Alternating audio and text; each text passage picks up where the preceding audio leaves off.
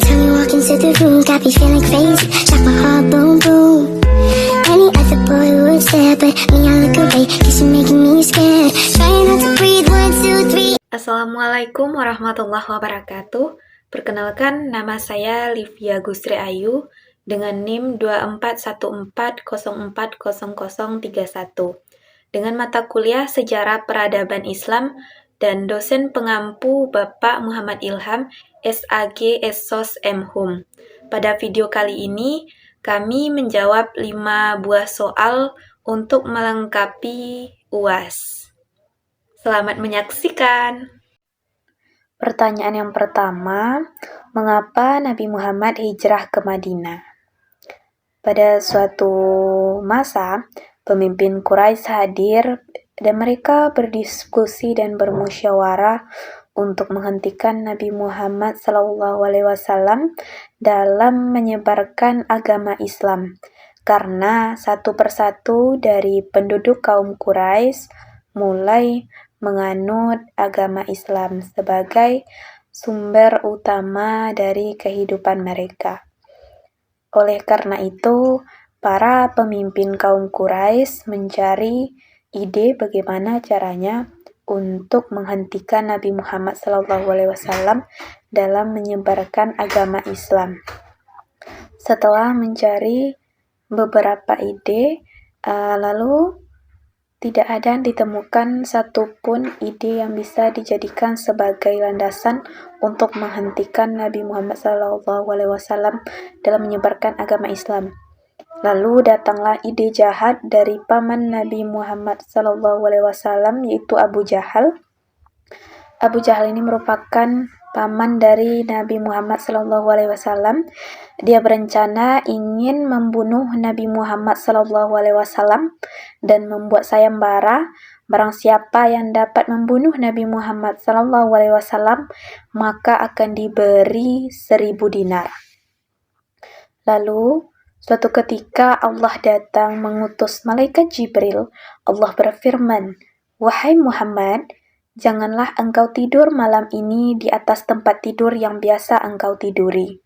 Sesungguhnya Allah menyuruh engkau hijrah ke Yasrib atau ke Madinah."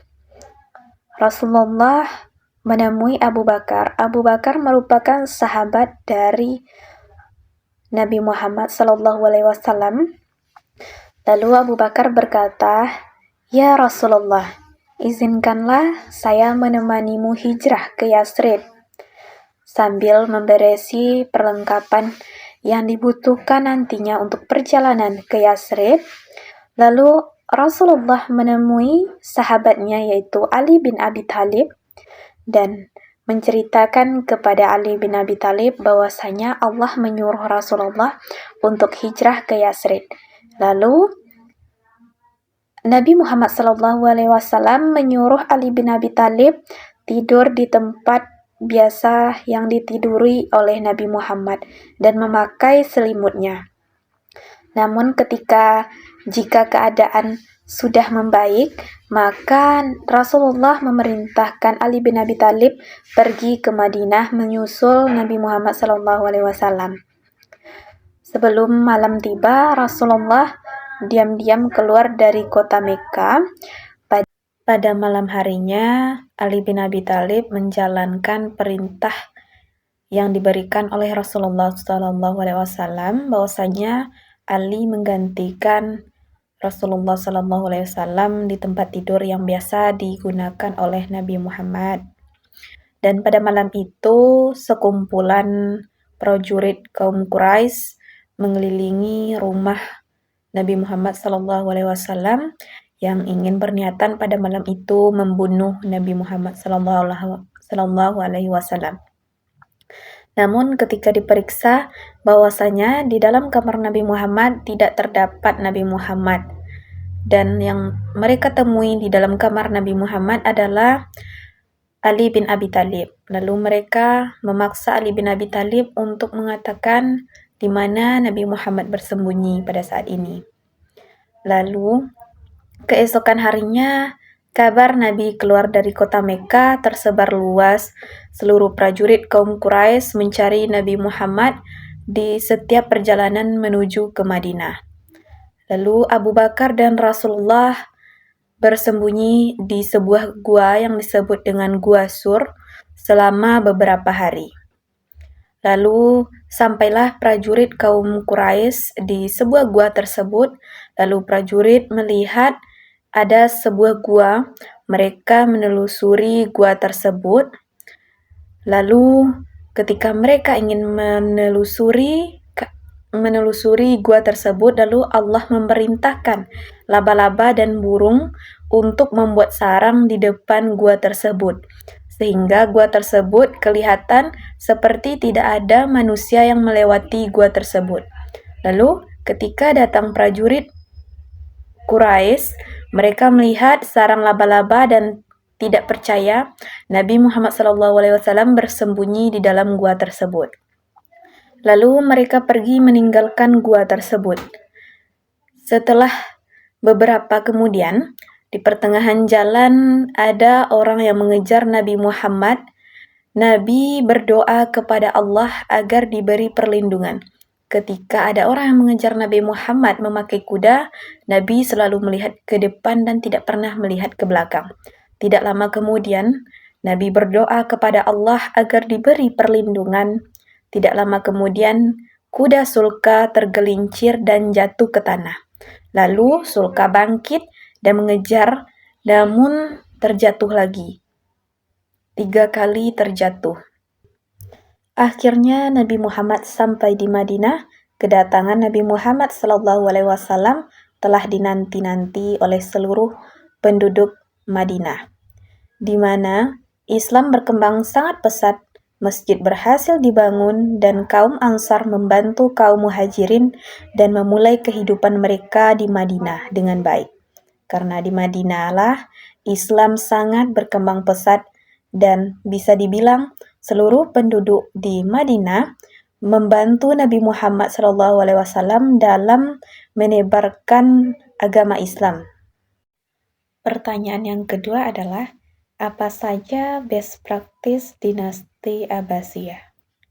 Yang pertama yaitu sebagai pusat pendidikan dan ilmu pengetahuan.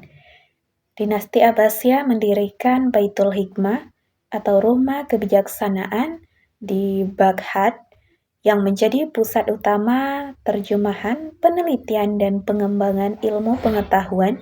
Banyak karya ilmiah dari Yunani, Persia, dan India diterjemahkan ke dalam bahasa Arab. Di bawah pemerintahan dinasti Abbasiyah, ilmu pengetahuan termasuk astronomi, matematika, kedokteran, dan filsafat berkembang pesat. Ini menciptakan era keemasan dalam dunia Islam. Yang kedua, sebagai sistem pemerintahan yang terorganisir. Dinasti Abbasiyah mengembangkan struktur birokrasi yang sangat terorganisir. Mereka membagi wilayah kekuasaannya menjadi provinsi-provinsi yang dikelola oleh gubernur walis yang bertanggung jawab kepada khalifah. Mereka juga memperkenalkan sistem diwan, yaitu lembaga pemerintahan yang mengatur administrasi keuangan, pajak, dan urusan pemerintahan. Yang ketiga, sebagai pengelolaan keuangan yang efisien. Dinasti Abbasiyah menerapkan sistem perpajakan yang relatif besar, adil, dan efisien. Pajak seperti khums dan zakat digunakan untuk mendanai proyek-proyek publik dan kesejahteraan bagi rakyat. Mereka juga memperkenalkan sistem keuangan yang terorganisir seperti penggunaan cek, saham, dan uang kertas yang mengarah pada kemajuan ekonomi. Serta dinasti Abbasiyah dikenal karena sikap toleransi terhadap berbagai kelompok etnis dan agama. Meskipun Islam adalah agama resmi mereka memperbolehkan kebangsaan beragama lain dan hidup berdampingan dengan kelompok Kristen Yahudi. Serta di bawah kepemimpinan dinasti Abbasiyah, banyak ilmuwan dan dari latar belakang agama yang berbeda bekerja sama dalam mengembangkan ilmu pengetahuan. Jadi pada masa pemimpin Abbasiyah ini tidak hanya ilmuwan yang berlatar belakang yaitu dari agama Islam, namun agama lain juga ada. Serta dinasti Abbasiyah mendukung perkembangan seni sastra, arsitektur, dan musik. Mereka mengembangkan gaya arsitektur yang khas dengan masjid-masjid yang megah dan karya seni yang indah. Sastra Arab juga berkembang pesat dengan karya-karya penting dalam bidang puisi dan prosa yang dihasilkan selama periode ini. Serta dinasti Abbasiyah menerapkan hukum yang adil. Dinasti Abbasiyah melaksanakan syariah atau hukum Islam secara lebih sistematis dan adil. Mereka mendirikan pengadilan yang dipimpin oleh haki atau hakim untuk menyelesaikan sengketa dan memutuskan perkara berdasarkan hukum Islam. Mereka juga menjaga keberagaman hukum dengan memberikan ruang bagi berbagai mazhab dan interpretasi hukum Islam yang berbeda. Dinasti Abbasiyah juga sebagai pembangunan infrastruktur dan perdagangan. Abbasiyah memperbaiki infrastruktur termasuk jaringan jalan, saluran irigasi, dan pelabuhan yang mempermudahkan perdagangan dan mobilitas di seluruh kekaisaran. Baghdad sebagai ibu kota menjadi pusat perdagangan internasional, menghubungkan Asia, Eropa, dan Afrika yang meningkatkan kesejahteraan ekonomi. Pertanyaan yang ketiga adalah, mengapa Khadijah sangat berpengaruh terhadap perjalanan Nabi Muhammad SAW?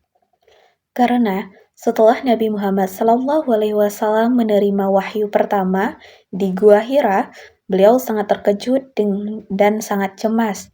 Khadijah adalah orang pertama yang memberikan dukungan penuh, menenangkan hati Nabi Muhammad SAW dan meyakinkan kepada beliau bahwasanya pengalaman tersebut adalah wahyu dari Allah. Khadijah bahkan membawanya kepada seorang pendeta Kristen untuk memastikan kebenarannya. Kepercayaan dan dukungan Khadijah sangat berarti bagi Nabi Muhammad SAW di awal masa kenabiannya. Khadijah juga merupakan seorang wanita yang sangat kaya dan memiliki bisnis yang besar. Sebelum menikah dengan Nabi Muhammad SAW, Khadijah sudah menjalankan usaha perdagangan yang sukses. Setelah menikah, beliau memberikan dukungan yang sangat besar kepada Nabi Muhammad SAW, terutama ketika beliau menghadapi berbagai tantangan dan kesulitan dalam menyebarkan dakwah Islam atau menyebarkan agama Islam. Khadijah sangat menunjukkan kesetiaan yang luar biasa kepada Nabi Muhammad SAW sepanjang hidupnya. Ia selalu mendampingi dan mendukung dakwah Nabi Muhammad SAW meskipun banyak tantangan yang dihadapinya, baik dari segi sosial maupun ekonomi. Pengorbanan Khadijah dalam menghadapi tekanan sosial dan kehidupan hidup bersama Nabi Muhammad SAW sangat berharga. Dan karena bantuan Khadijah lah, Nabi Muhammad SAW dapat fokus pada penyebaran wahyu dan berdakwah atau menyebarkan agama Islam di seluruh permukaan bumi. Khadijah juga merupakan orang pertama yang memeluk Islam setelah Nabi Muhammad SAW yang memberikan dorongan moral dan spiritual yang kuat dalam menjalankan dakwah. Keteguhan dalam menerima wahyu dan mendukung Nabi Muhammad SAW dan memotivasi Nabi Muhammad SAW serta selalu mendukung dan memotivasi umat Islam di awal Nabi Muhammad menjalankan dakwahnya. Namun, kepergian Khadijah pada tahun 619 Masehi yang dikenal sebagai tahun kesedihan merupakan kehilangan besar bagi Nabi Muhammad SAW. Kehilangan ini memberikan dampak yang sangat buruk bagi Nabi Muhammad SAW, tetapi juga menunjukkan betapa pentingnya peran Khadijah dalam hidup beliau. Kehidupan ini menandakan betapa besar pengaruh Khadijah dalam perjalanan dakwah Islam atau betapa besarnya pengaruh Khadijah dalam perjalanan menyebarkan agama Islam. Dan kenapa Khadijah sangat berpengaruh terhadap Nabi? Karena Khadijah bukan hanya seorang istri dari Nabi Muhammad SAW, tetapi Khadijah juga seorang pendukung utama yang sangat berperan dalam perjalanan hidup dan dakwah Nabi Muhammad SAW. Tanpa dukungan dan kesetiaan Khadijah serta pengorbanan Khadijah, maka perjalanan dakwah Islam mungkin tidak akan berjalan dengan lancar. Mungkin jika tidak ada Khadijah terlibat dalam penyebaran dakwah Nabi Muhammad SAW, mungkin Islam tidak mungkin sampai ke seluruh dunia. Pertanyaan nomor 4 adalah, jelaskan mengapa Abu Bakar menjadi khalifah pertama. Karena Abu Bakar adalah sahabat terdekat Nabi Muhammad SAW sejak masa awal dakwah Islam.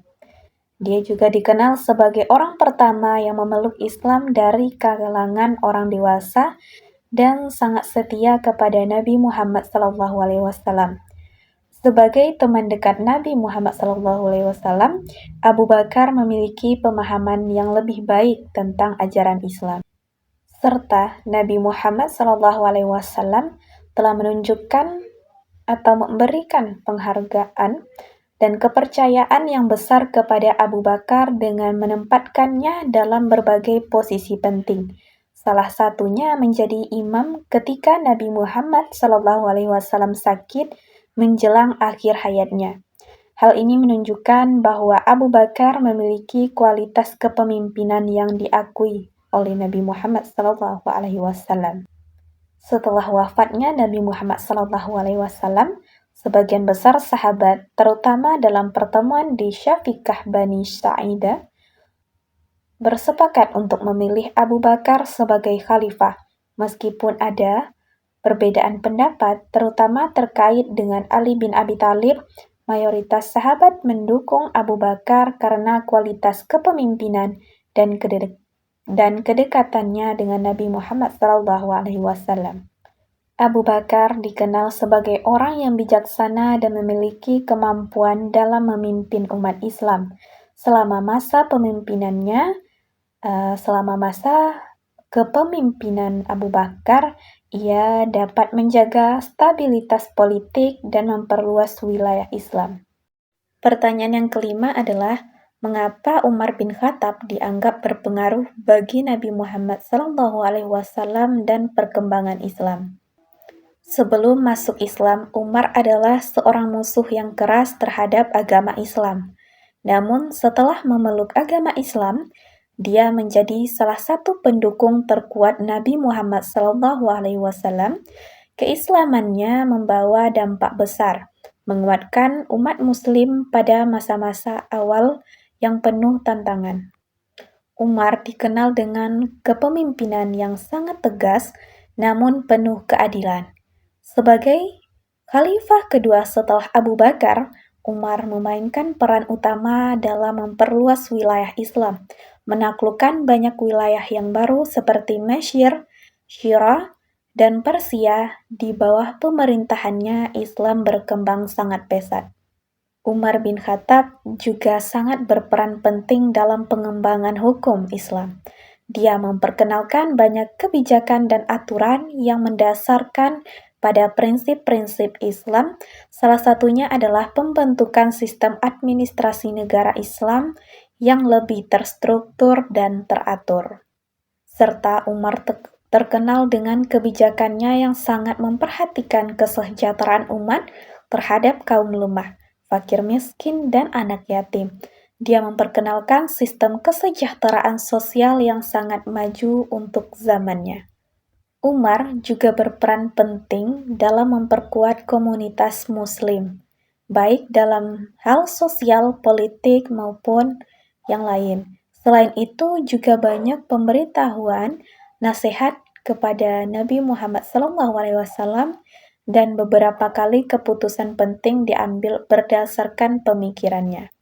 Kesimpulannya, Umar bin Khattab dianggap sangat berpengaruh bagi Nabi Muhammad SAW dan perkembangan Islam.